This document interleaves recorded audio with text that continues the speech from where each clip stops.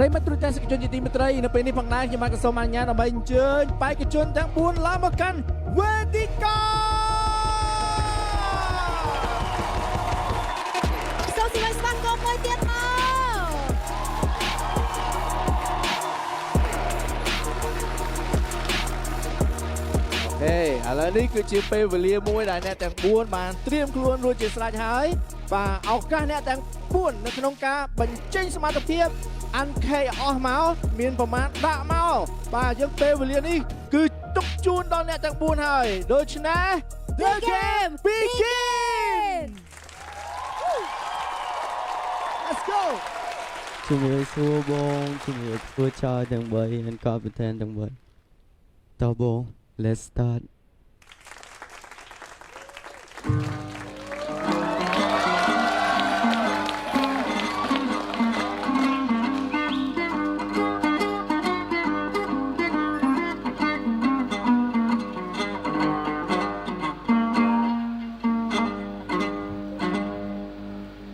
Let's go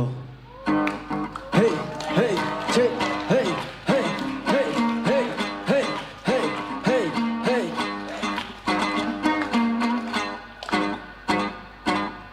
សំពះបាត់ជើងសុំពោពីម៉ាក់ជប់ធ្វើរោងចាខ្ញុំមិនក៏វ័យពេលនេះខ្ញុំចេញមករះលើវិថីនេះជាក៏វ័យសម័យពី25 Hey សម័យពី25 Hey សម័យពី25សូមតោដល់ all contestant ពេលនេះខ្ញុំចេញមកមិនសំចៃដៃសូមតោណាឲ្យសូមអភ័យពេលនេះខ្ញុំលោកលេខសូមទៅមុនហើយហេខ្ញុំសូមទៅមុនហើយហេខ្ញុំសូមទៅមុនហើយហេអេអេអេយេយេអរគុណច្រើនខូអូខេសូមសម្លេងជួយលើកគេស៊ីមួយមកចានៅពេលនេះក៏សូមជួបជាមួយនឹងបេក្ខជនជាបន្តចាសូមអញ្ជើញជំរាបសួរបងជំរាបសួរចៅទាំងអស់គ្នាជំរាបសួរកាពីតាន谢谢大家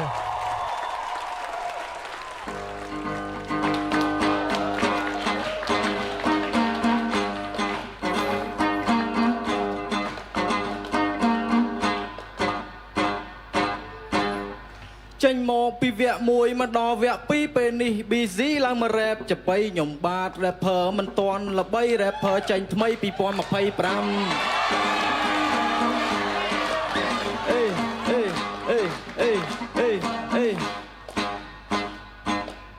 ហើយគេសួរថាណា Real can be you teacher បើសិនចង់ចេះ rap ក្មេងនេះចូលក្រុងមិនបាច់ check map ព្រោះធ្លាប់រត់ app delivery ហ្នឹងណា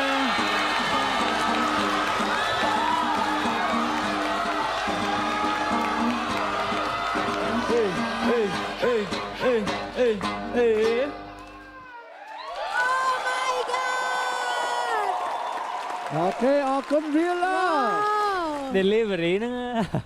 Delivery ហ្នឹងចាឥឡូវនេះក៏សូមជួបជាមួយនឹងបេក្ខជនជាបន្តចាសូមអញ្ជើញ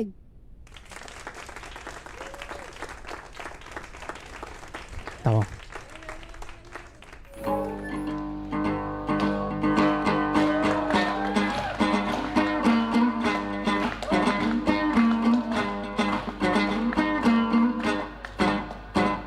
ឈរក្រង spotlight ឈ្មោះខ្ញុំមានរស្មីលេងពីឲ្យចង់ជួនសំសួនមានន័យសិល្បៈ hip hop លាយភ្លេងចាប៉ីហើយនេះក្មេងសម័យថ្មីដែលស្រឡាញ់តន្ត្រី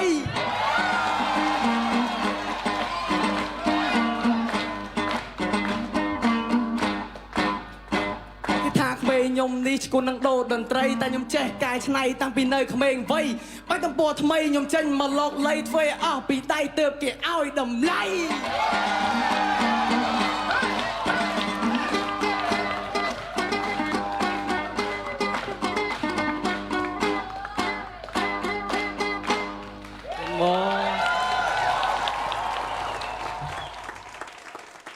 សូមសម្ដែងហោមើលទៀតមកចានៅពេលនេះក៏សូមជួបជាមួយនឹងបេក្ខជនជាបន្តចាសូមអញ្ជើញ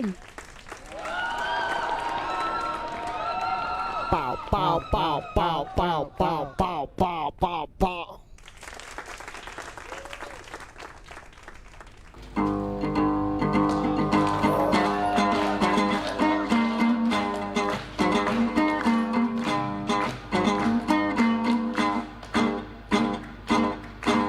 បាទបើអើយសូមគោរពមេត្តាហើយយាយយូវែវៃក្បាលទល់មេឃគេជើងជន់ដីក្រោកឡើងភ្ញាក់ព្រឹកខ្លាចជាលះចាបៃ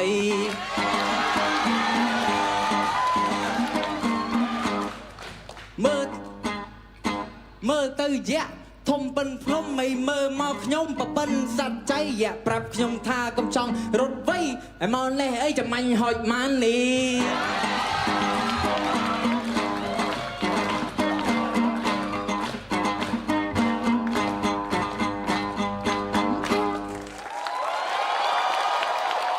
អូខេអរគុណច្រើនសូមសំលេងជូនប៉ៅមួយបង ហើយអ្នកដែលខ្ញុំមើលឃើញថាអាចទាញចំណាប់អារម្មណ៍ខ្ញុំក៏ដូចជាទស្សនិកជនបានមុនគេនៅក្នុងចបៃ Challenge គឺ ឃើញថាគឺវគ្គពិសេសវគ្គចបៃ Challenge គឺបានកន្លងផុតបាត់ទៅហើយប៉ុន្តែអ្វីដែលសំខាន់គឺទោះបីជាបេក្ខជនទាំង4រូបគឺគាត់បាន perform ហើយជាមួយនឹងចបៃដងវិញក៏ពិតមែនគឺគាត់បានធូរស្រាលមួយកម្រិតប៉ុន្តែនៅមួយកម្រិតចុងក្រោយទៀតគឺគាត់ត្រូវតែចង់ដឹងលទ្ធផលថាតើនៅក្នុងចំណោមពួកគាត់នឹងតើអ្នកណាអាចទៅ next level ហើយអ្នកណាទៀតគឺត្រូវតែត្រឡប់ទៅផ្ទះវិញដូច្នេះដើម្បីដឹងលទ្ធផលគឺមានតែចែកទាំង3តែប៉ុណ្ណោះតែអាចសម្រេចបានតើសមត្ថភាពរបស់បេក្ខជនទាំង4អំបញ្ញមិញនេះអ្នកណាដែលអាចមានឱកាសទៅ next level អ្នកណាដែល game over សូមជឿអូខេសួស្តីអ្នកក្លាហានទាំង4សួស្តីម្ដងទៀតគឺបងនិយាយឲ្យឆាប់យល់គឺពួកខ្ញុំមិននឹងគិតចង់បាយខួរក្បាលឧបករណ៍ខ្មែរយើងចបៃមួយនៅពេលដែលបង្កើតមកគឺយើងមាន distract មុន hip hop ទៀតយើងអួតគ្នាដោយថៃខំយើងអួតគ្នាដូចមន់ជល់ដូចចង្រិតយើងនិយាយពីបញ្ហាអីផ្សេងលោកឡំគ្នាដើម្បីបង្កើតទៅជាពាក្យឆ្ងាញ់មួយដោយព្រឹត្តិការណ៍របស់យើងដែលគាត់បដោះបដងគ្នាអត់ក្រោម2ម៉ោងទេប៉ុន្តែសម្រាប់ថ្ងៃនេះអ្វីដែលយើងធ្វើគឺ8បាអញ្ចឹងវាពិបាកសម្រាប់ពួកយើងនឹងសម្រេចចិត្តគឺពិបាកមែនតើមិនមែនជារឿងធម្មតាព្រោះការកាត់សេចក្តីឲ្យអ្នកជាប់អ្នកធ្លាក់អ្នកត្រូវទៅផ្ទះពេលខ្លះសឹងថាដោះអាវខ្លួនឯងកវត្តចោលចុះទៅក្រោមហ្មងព្រោះខ្ញុំអត់ចង់កាត់សេចក្តីសម្រាប់អ្នកជាប់អ្នកធ្លាក់ប៉ុន្តែនេះជាទូនាទីរបស់ខ្ញុំហើយខ្ញុំត្រូវធ្វើនៅក្នុងថ្ងៃនេះក៏ដូចជា future boss the next level ហើយពាក្យ the next level មួយគឺវាធំមែនតើដែលជា mindset របស់ពួកខ្ញុំឲ្យខ្ញុំគិតថាអ្នកណាគេដែលមាន next level នៅក្នុងខ្លួនអ្នកណាគេដែលចេះបង្កើតខ្លួនឯងឲ្យទៅជា next level